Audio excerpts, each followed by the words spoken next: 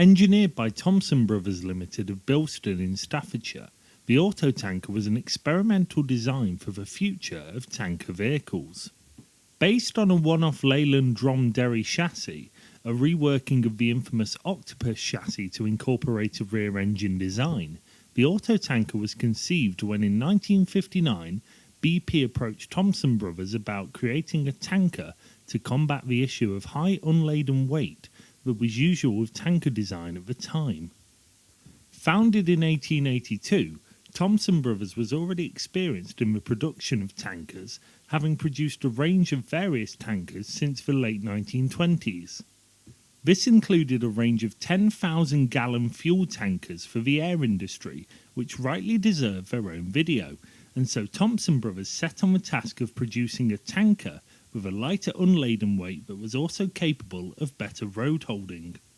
What transpired was the Autotanker, an 8-wheeled machine with a stylish and futuristic-looking design that aimed to bring a number of changes into the world of tankers.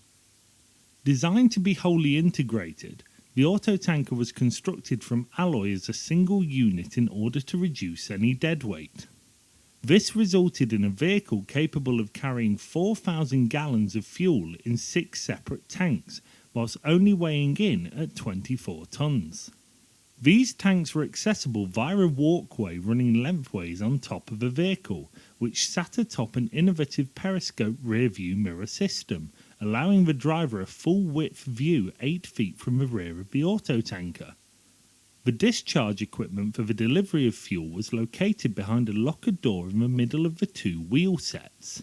Power came from a rear-mounted Leyland Atlantean power unit, resulting in 200 brake horsepower, with a cruising speed of 50 miles per hour and torque capable of dealing with gradients as steep as 1 in 6.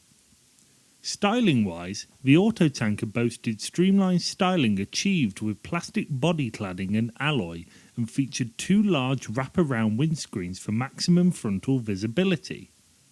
2 small car-like mirrors were also attached to either side of the cab, however the use of these is rather questionable.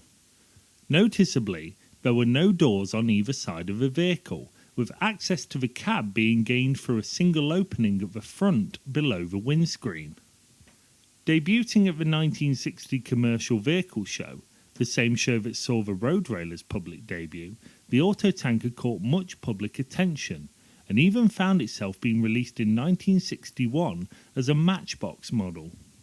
After the show, BP took the Autotanker away to Denmark for testing, with Leyland themselves sending a number of engineers for modifications to the vehicle. However, it appears that during testing the vehicle was not deemed as a success, with no further Autotankers being ordered from Thomson Brothers. According to Leyland records, the Dromedary chassis is listed as having been scrapped at Leyland, leaving no hope for the tanker surviving. However, this isn't entirely the end of the story, as it was after its scrapping that the Autotanker became a star of the silver screen. So, bear with me on this one. Stand by for action! In 1964, ATV broadcast Gerry Anderson's hit series Stingray on British television for the first time, and right there in the opening credits was a Matchbox Autotanker.